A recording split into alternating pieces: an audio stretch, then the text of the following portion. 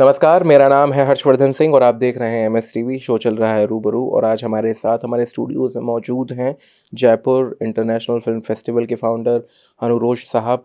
जयपुर से आते हैं और फ़िल्म फेस्टिवल एक ऐसी धरा से जो अपने रंगों के लिए जानी जाती है, वहाँ पे इस सिनेमा का रंग बिखेरते हैं, लोग उसका आनंद लेते हैं। आज हमारे साथ हैं तो बात करेंगे और समझेंगे कि किस तरह से इसकी शुरुआत हुई और कहाँ क्या सब सारी चीज़ें होती हैं। बहुत बहुत स्वागत सर। बिल्कुल, थैंक यू। तो अनु साहब, ये जो आपका जयपुर इंटरनेशनल फिल्म फेस्टिवल है, हाउ डिड इट स्टार्टेड? शुरुआत कैसे हुई इसकी? देखो, आज मैं दिल्ली से सटे इलाके नोएडा में हूँ और जब ये फेस्टिवल मैंने शुरू करने की योजना बनाई थी तब मैं दिल्ली में था, अच्छा। डिपार्टमेंट साइंस एंड टेक्नोलॉजी में, पर जी। मुझे जॉब नहीं करना था और मैं जयपुर गया 2007 में, 8 में, मतलब 8 शुरू होने वाला था। तो मैंने सोचा कि हिंदुस्तान में एक ऐसा फिल्म फेस्टिवल होना चाहिए जिससे एक पूरी दुनिया की सिनेमा इंडस्ट्री वहाँ पर हो। जी। तो उस समय नॉर्थ इंडिया में कोई फिल्म फेस्टिवल नहीं होता था। ओके। ईफी जो होता था दिल्ली में, वो गोवा शिफ्ट हो चुका था। जी। तो मैंने सोचा कि should I become a film maker और should I become a platform creator for film makers. I choose second one. Okay. Film maker मुझे नहीं बनना। फिल्म का कोर्स किया था मैंने, एमए हिंदी लिटरेचर में किया हुआ था, सिविल सर्विसेज के हिसाब से, अच्छा। कि मुझे आईएएस बनना है, लेकिन I dropped out this dream. तो उसके लिए मैंने तैयारी शुरू की कि जब एक फेस्टिवल शुरू करना है तो 2008 में 13 दिसंबर को पहला प्रेस कॉन्फ्रेंस करके जयपुर में इसको अनाउंस किया। ओके। और 2008। हाँ, 31 जनवरी और 1 फरवरी 2009 को पहला एडिशन हुआ। ओके। और उसमें 8 देशों की लगभग हमने 40 फिल्में दिखाई, लगभग 350 फिल्में आई थी उसमें। अब उसको 16वें एडिशन तक लेकर आते आते 3000 फिल्म्स हमें लगभग एवरी ईयर मिलता है और अराउंड 300 फिल्म्स हम स्क्रीन करते हैं। जैसा कि इस साल जो जनवरी का था 329 फिल्म्स थी इसके अंदर, out of 68 countries. How many? 300? 3,000 films out of 3,000 films received from 82 countries. Nomination इसके अंदर था वो 68 कंट्रीज का, 329 फिल्में थी। 329। हाँ, उसमें 64 फिल्मों को अवार्ड्स थे। ओके। स्क्रीनिंग 329 की हुई थी। ये स्क्रीनिंग के लिए 329 फिल्में। तो इसके साथ हमने फिर धीरे धीरे जयपुर फिल्म मार्केट ऐड कर दिया और को प्रोडक्शन मीट ऐड कर दी। तो आज की डेट में अगर हिंदुस्तान के किसी भी फिल्म फेस्टिवल्स में आप देखें, जो सिनेमा आ रहा है, सिनेमा नॉमिनेट हो रहा है, सिनेमा दिखाया जा रहा है, वो जयपुर फिल्म फेस्टिवल में नंबर सबसे बेस्ट है। ओके, बहुत अच्छा। हाँ साहब, ये जो आप बता रहे हैं कि इतनी मूवीज़ हमारे पास आती हैं और हम उनकी स्क्रीनिंग करते हैं और 329 मूवीज़ कितने दिन का होता है टोटल? ये 5 दिन का। 5 दिन का। तो किस तरह से मैनेज करते हैं सारी चीज़ें, क्योंकि इतनी सारी पिक्चर्स की स्क्रीनिंग कर पाना इट्स अ टफ टास्क। नहीं, ये बिल्कुल टफ नहीं है। अच्छा। क्योंकि हम अब ब्रेन का इस्तेमाल करते हैं, ओके। तो ये सब चीज़ें आसान होती है। कैसे? आप एक टुकड़ा निकाल लो अलग उसमें से कि एक 3 घंटे का हमें शो करना है, ठीक है।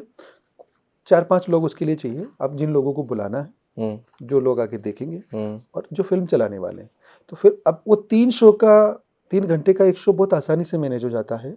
तो फेस्टिवल 3 घंटे के कई शो से मिलके एक फेस्टिवल बनता है। ठीक है। उसमें फिल्म स्क्रीनिंग के साथ डायलॉग्स होते हैं, वर्कशॉप्स हैं, सेमिनार्स हैं, पार्टीज हैं, कल्चरल इवेंट्स हैं। तो आप हर डिवीजन को डिवाइड करके सेंट्रलाइज कर दीजिए। थोड़ा आसान, एकदम एकदम बिल्कुल आसान भाषा में बताएं। आसान भाषा में ये है कि 3 घंटे का एक शो है, 5 दिन में आपके 50 शो हो गए, तो 50 शो की 50 टीम बन गई।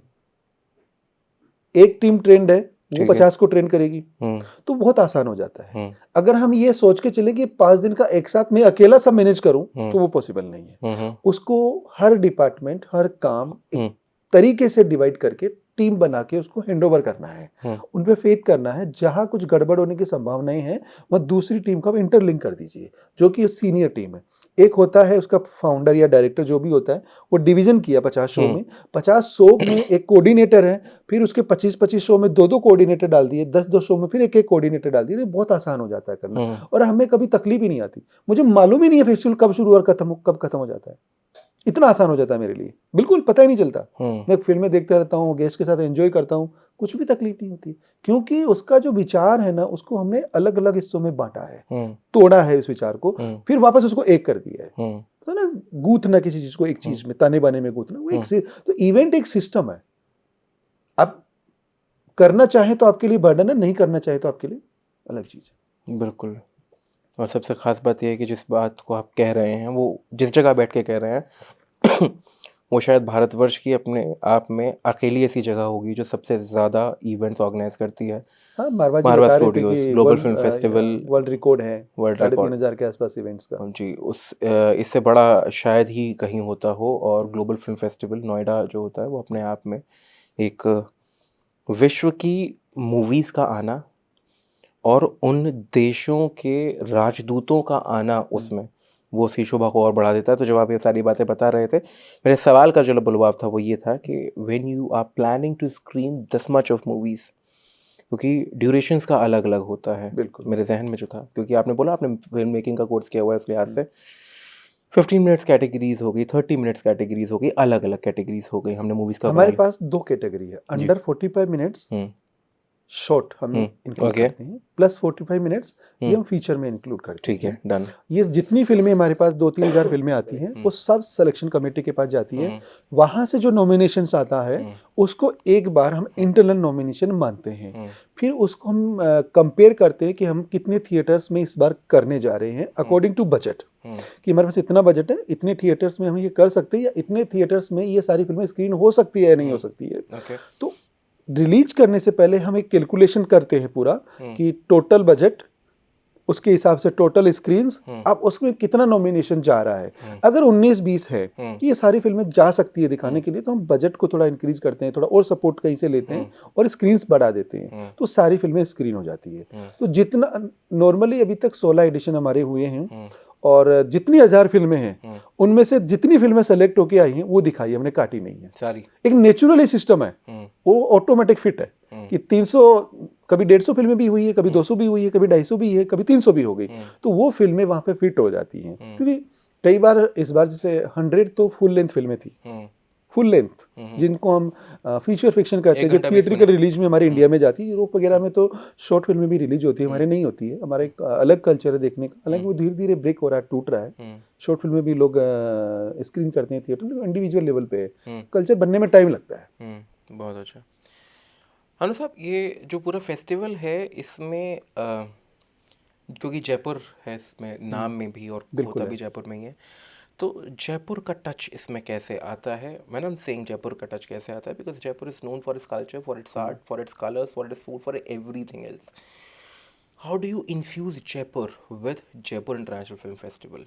देखो, हमने जब नाम रखा इसका जयपुर इंटरनेशनल फिल्म फेस्टिवल, हमने कहीं भी ये नहीं सोचा था कि हम जयपुर का इस्तेमाल कर रहे हैं। ओके। क्योंकि ये आज बहुत लोग कहते हैं कि नहीं, जयपुर का नाम इसके अंदर होने से उसके बेनिफिट्स मिलते हैं। ओके। बिल्कुल हमें भी मिले होंगे, लेकिन हमने कभी ये नहीं सोचा कि जयपुर नाम रखने से इस फेस्टिवल का दायरा बड़ा होगा या इसमें चीज़ें मैनिपुलेट होंगी, वो हमने कभी नहीं की। हमने सिर्फ एक चीज़ रखा कि जयपुर इंटरनेशनल फिल्म फेस्टिवल कर रहे हैं क्योंकि इंटरनेशनल है, ग्लोबल सिनेमा आएगा, ग्लोबल फिल्म मेकर्स आएंगे, ग्लोबल ऑडियंस आएगी, वहीं तक सीमित रखा। और जो रही बात, अब जो राजस्थान की कल्चर रंगों की बात कर रहे हैं, वो हम ओपनिंग सेरेमनी में, डिनर पार्टीज में, जितने भी लोग बाहर से आते हैं देश विदेश से, और अब तो हज़ारों की संख्या में आने लगे हैं, तो उनके लिए हम हमारे कल्चर की जो परफॉर्मेंस है वो रखते हैं, चीज़ें रखते हैं, उनको खाना पीना उस तरह का एक दिन खिलाते हैं, जो दाल बाटी चूरमा है, कि ये केर सांगरी की सब्जी है, तो वो चीज़ें भी हम उनको एक फूड मेन्यू में देते हैं। कल्चरली जो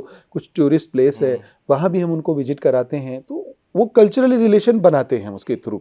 और सिनेमा खुद एक कल्चरल रिलेशन है एक कंट्री का दूसरे कंट्री से, क्योंकि कल्चरल एक्सचेंज है, आइडियाज़ एक्सचेंज है। तो इंडस्ट्री में जो आइडियाज़ एक्सचेंज है वो भी होते हैं, एक दूसरे के आइडियाज़ एक्सचेंज होने से नए आइडिया क्रिएट होता है। हम डिफरेंट कल्चर देखने से हमारा कल्चर कहाँ सस्टेन कर रहा है, उसका एक प्रैक्टिकल हम एनालिसिस करने की कैपेबिलिटी में आते हैं।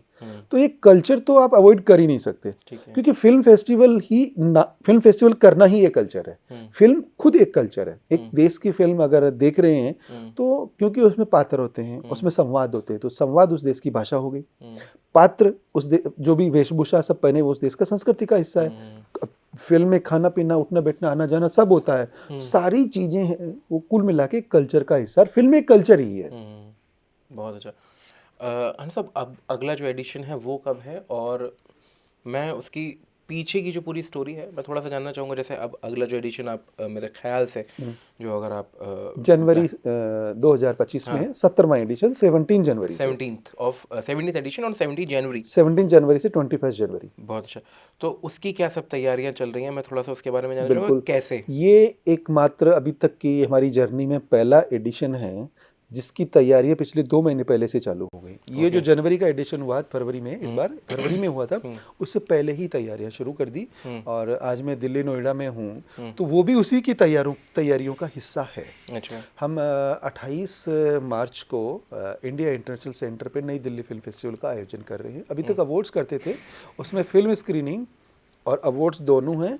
इसके साथ जयपुर इंटरनेशनल फिल्म फेस्टिवल का लास्ट ईयर हमने 2.5 करोड़ का एक कैंपेन किया था। 12 फिल्में थी हिंदुस्तान के डिफरेंट लैंग्वेजेस की, रीजनल सिनेमा जिसे हम कहते हैं भारत का, वो हमने, और इसमें जूरी में थे 5 लोग, जो 2 लोग तो थे लॉर्ड ऑफ द रिंग्स के लिए ऑस्कर और बाफ्टा जीते। हिंदी से हमारे कमलेश पांडे रंग दे बसंती तेजाब की जो स्क्रीन प्ले लिखी है, स्क्रीन प्ले राइटर है। साजी अन करुण जो साउथ मलयालम फिल्म मेकर हैं, पीरवी के लिए उन्होंने सिनेमा डे और कांस में अवार्ड मिला है। और मारक बशीत जिनको 2001 में अपनी जो लगान आमिर खान की फिल्म है अपोजिट, ऑस्कर इनको मिला था for the film no man's land. ये इसकी जूरी में थे। और पूरे देश में हम कलकत्ता, आसाम, चेन्नई, बेंगलोर, दिल्ली, बॉम्बे, सब जगह हम घूमे थे। इसका सेकंड पार्ट जो मैं जिप की तैयारियों की बात कर रहा हूँ वो इसी का हिस्सा है। ये टॉर्च कैंपेन यहाँ 28 तारीख से हम शुरू करेंगे। इसके बाद ये हैदराबाद, केरला, कश्मीर जो पहले वाले फेज में छूट गए थे इससे, वो इसके बाद हम इसको ईरान, चाइना, खाड़ी के देशों में Saudi Arabia, UAE, Korea, Japan, France, Romania, UK, then Canada, Hollywood, ये सब जगह ट्रेवल करेगा।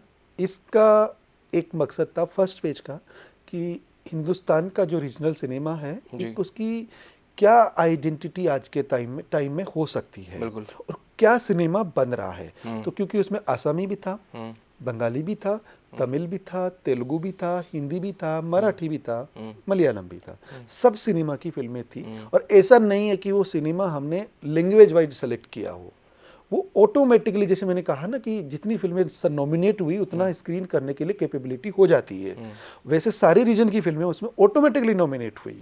फिल्में आती खूब है। पंजाबी भोजपुरी भी? पंजाबी भोजपुरी नहीं थी। ओके। वो मैंने अभी बोला लैंग्वेजेस, तो उसमें भी मैं नहीं बोला मैंने।